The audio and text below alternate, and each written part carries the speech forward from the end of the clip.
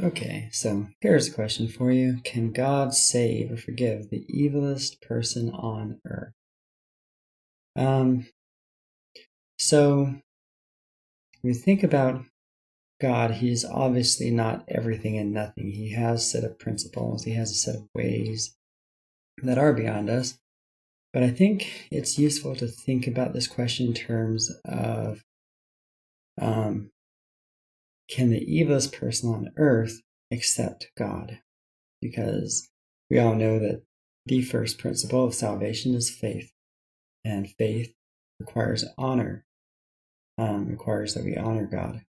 We have faith in Him, we trust Him, we believe Him, we value Him, we value God. So, can the evilest person on earth have faith in God? And faith in the principle that we act as though we believe, and we act as though,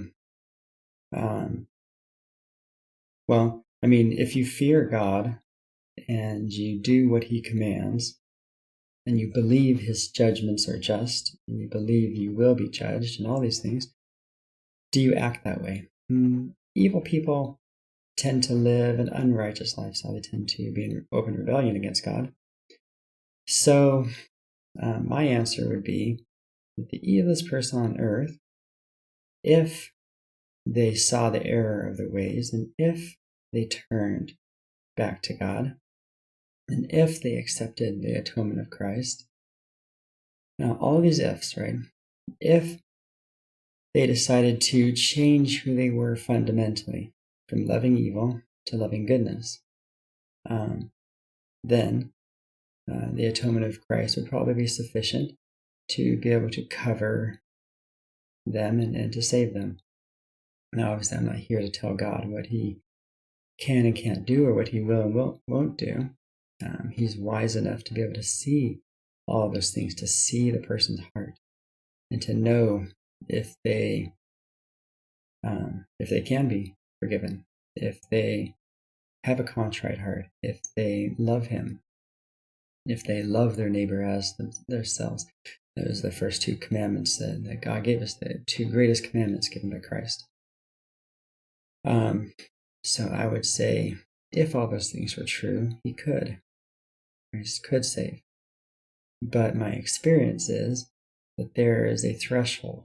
There's a certain, kind of like when you're swimming on a river and you get past a certain point where you approach a waterfall, a large waterfall. And there comes to a certain point beyond which there is no saving.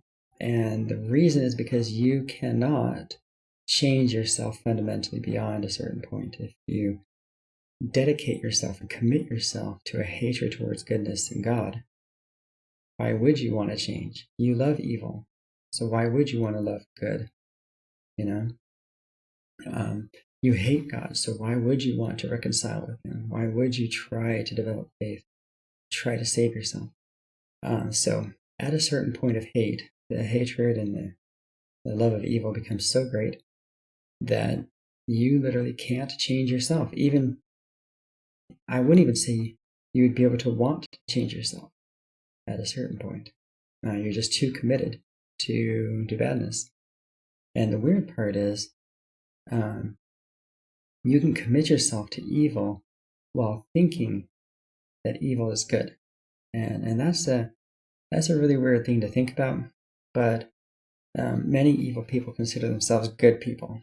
And even when the most persuasive arguments are brought, they don't care because they love evil more than good.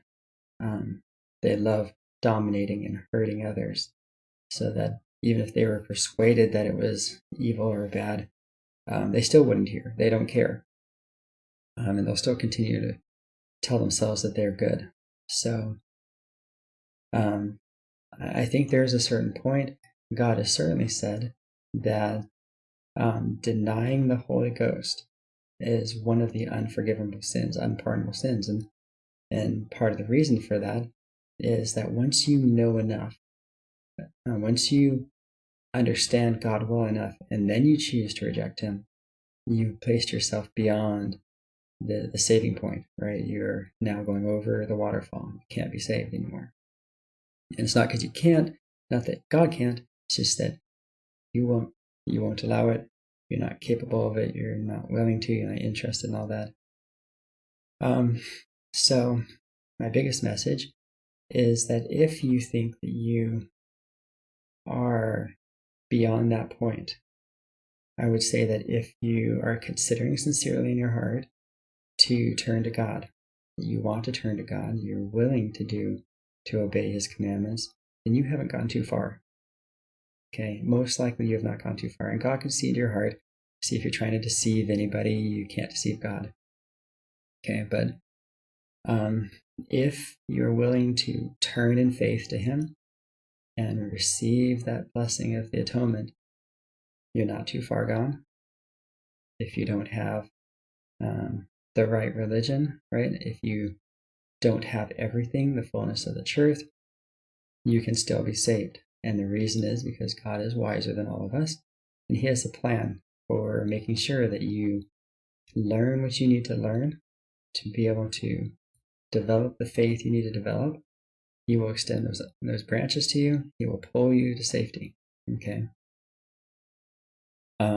You will learn about his religion, his ways, his law, and you'll have the opportunity to accept them or not.